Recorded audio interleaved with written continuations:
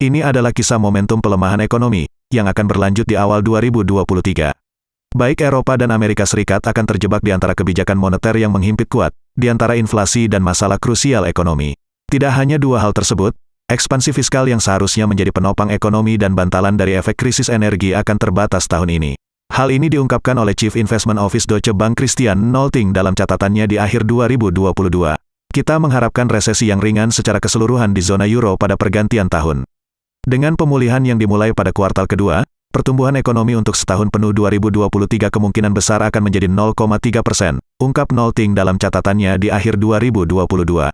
Dia menilai faktor risiko utama tetaplah energi Rusia, ditambah dengan kemungkinan kekurangan gas di musim dingin tahun 2023 sampai tahun 2024. Untuk zona euro, dia melihat suku bunga deposito ECB akan meningkat menjadi 3% sepanjang tahun 2023. Sedangkan Jerman, misalnya, telah merencanakan langkah-langkah fiskal yang setara dengan sekitar 7,5% dari produk domestik brutonya. Hal ini dilakukan untuk mempertahankan ekonominya agar tidak jatuh terpuruk. Namun, Deutsche Bank memperkirakan Bavaria akan mengalami stagnasi di 0% pada tahun ini, lebih rendah dari proyeksi mereka untuk Prancis dan keseluruhan zona euro sebesar 0,3%. Sementara itu, Nolte mengungkapkan ekonomi AS kemungkinan akan mengalami soft landing atau perlambatan. Namun, Nolte melihat perlambatan ekonomi yang nyata sejauh ini tidak akan menghasilkan peningkatan pengangguran yang signifikan karena masih banyak lowongan yang tidak terisi. Bukti yang berkembang dari tren inflasi yang sedikit menurun di AS diyakini dapat membuat Fed semakin fokus kepada upaya mendorong ekonomi ke depannya. Dia yakin kenaikan suku bunga di AS akan lebih lamban dari tahun lalu. Bahkan, jika tingkat inflasi terus menurun, Deutsche Bank melihat intervensi Fed yang kuat tidak akan diperlukan. Ekonomi AS dapat kembali tumbuh pada paruh kedua tahun 2023. Dengan menyelesaikan tahun secara keseluruhan di plus 0,4%, ungkap Nolte dalam laporan tersebut. Lalu bagaimana dengan China? Mengenai China, Nolte yakin China akan bangkit lebih kuat pada tahun ini.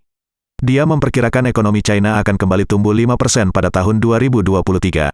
Kita mengharapkan pertumbuhan China dapat tumbuh sekitar 5% pada tahun 2023 setelah diperkirakan 3,3% tahun ini, karena perlambatan ekonomi China bisa menjadi bencana global, katanya. Deutsche Bank berharap pemulihan ekonomi China yang diharapkan pada tahun 2023 dapat menstabilkan ekonomi negara tetangga dan banyak negara-negara pengekspor komoditas, seperti di Amerika Latin, mengingat China adalah konsumen dan komoditas paling dominan di dunia. Deutsche Bank masih melihat inflasi kembali menjadi topik yang dominan pada tahun ini.